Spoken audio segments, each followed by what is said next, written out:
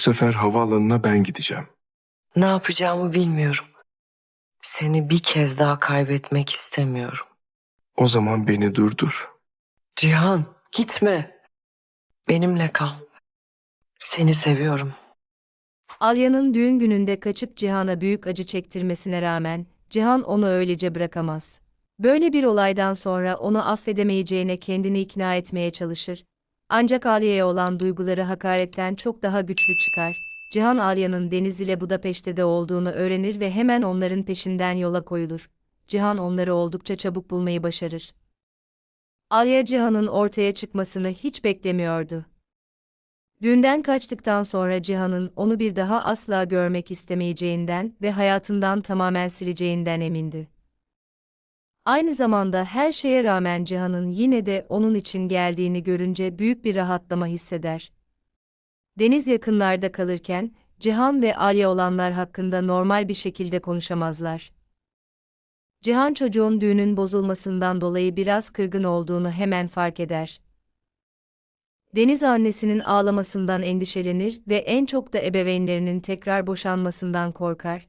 Deniz'in sözleri Cihan üzerinde özellikle güçlü bir etki bırakır. Cihan Alya'nın duygularını saklamaya çalışsa bile ne kadar acı çektiğini görüyor. Alya'dan onunla yalnız konuşmasını istiyor. Deniz'i eve bırakıyorlar ve ardından yalnız kalıp, Alya'nın neden kaçtığının sebeplerini sakin bir şekilde öğrenme fırsatı buluyorlar. Cihan Alya'nın düğün gününde onu neden terk ettiğini anlamak istiyor. Ciddi bir sebep olmadan bunu yapmış olabileceğine inanmıyor. Alya gerçeği saklamaya devam ediyor, çünkü itirafının Cihan'ı bir kez daha kendisiyle oğlu arasında seçim yapmaya zorlayacağından korkuyor.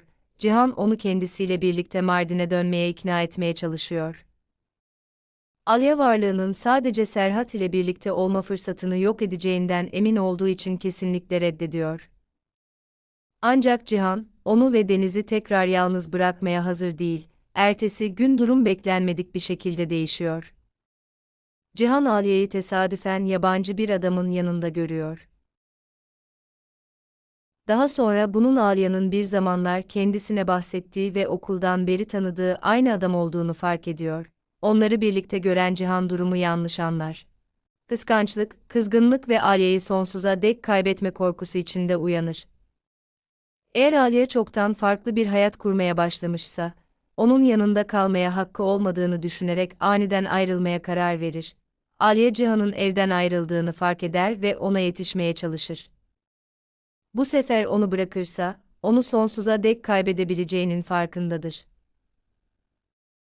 Ancak Cihan çoktan havaalanına doğru yola çıkmıştır. Alya onu aramaya devam eder ve sonunda kalkışından önce havaalanına ulaşmayı başarır. Cihan'ı tam Budapeşte'den ayrılmak üzereyken bulur. Sessizliği yüzünden onu tekrar kaybetmek istemeyen Alya, Cihan'ı bir öpücükle durdurur ve sonunda onu gerçekten bırakmaya hazır olmadığını gösterir. Cihan olmadan bir hayatın mümkün olduğuna kendini ikna etme çabalarının boşuna olduğunu anlar. İşte o zaman Alya artık ondan hiçbir şey saklamamaya karar verir.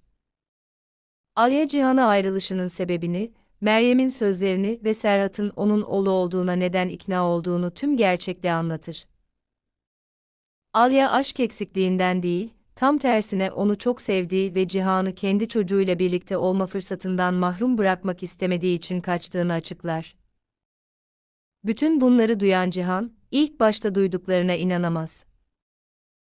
Alya'nın bu yalanla kendini ne kadar çok işkenceye maruz bıraktığını anlar. Ancak aynı zamanda, asıl önemli olan şey de ona açıkça belli olur. Serhat onun oğlu olamaz ve bu nedenle Alya, yanlış olduğu ortaya çıkan bir bilgi yüzünden evliliklerini feda etmiştir. Cihan Alya'nın kasten var olmayan bir şeye inandırıldığını fark eder. Şimdi tamamen farklı bir soruyla karşı karşıyalar, birbirlerini sevip sevmedikleri değil. Böyle bir ihanetten sonra güveni nasıl yeniden kazanacakları ve başkasının yok etmeye çalıştığı hikayeyi nasıl tamamlayacakları. Uzun bir aradan sonra ilk kez Alya kaçmaktan vazgeçer ve Cihan da ilk kez onun yerine her şeye karar vermeye çalışmadan, kendi seçimlerinin sorumluluğunu ona bırakır. Havaalanındaki karşılaşmaları bir dönüm noktası olur, artık aralarında hiçbir şey kalmamış gibi davranarak ayrı ayrı yaşamaya devam edemezler.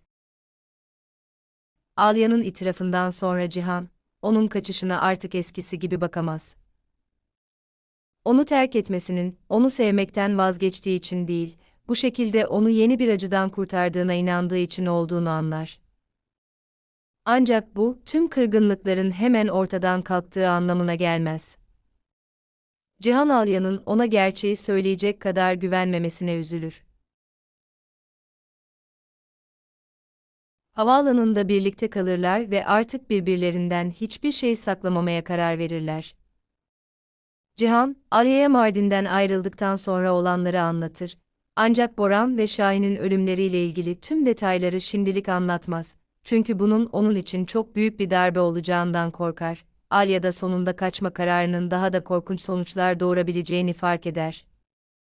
Cihan onu bulmasaydı, başkasının yalanları yüzünden sonsuza dek ayrı kalabileceklerini anlar. Cihan Alya'yı hemen Mardin'e dönmeye zorlamaz. Sürekli tehlikeden ne kadar yorgun olduğunu gören Cihan, bir süre daha Alya ve Denise ile Budapeşte'de kalmayı kabul eder. Onun için en önemli şey, bu sefer Alya'nın kararı tek başına vermek zorunda kalmamasıdır.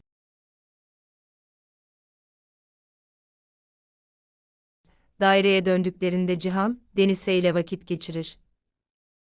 Çocuk, özellikle Cihan'ın onlar için geldiğini ve onları yalnız bırakmayacağını anladığında, babasına olan kızgınlığını yavaş yavaş azaltır.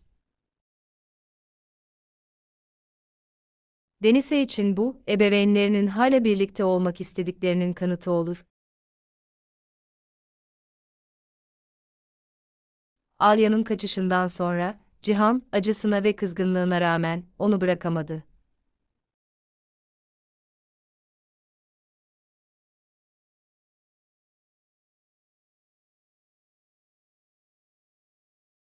Sonunda Budapeşte'de buluştular, ayrılışının gerçek nedenini öğrendiler ve ikisinin de Meryem'in yalanlarının kurbanı olduklarını fark ettiler.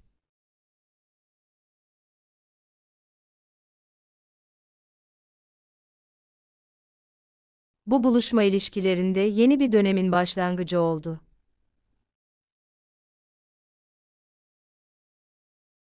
Cihan ve Alya artık birbirlerinden gerçeği saklamamaya ve sorunlarını birlikte çözmeye karar verdiler. Alya'nın yaşadığı tüm olaylardan kurtulması ve Cihan'ın Deniz ile birlikte onun yanında olması için Budapeşte'de kaldılar.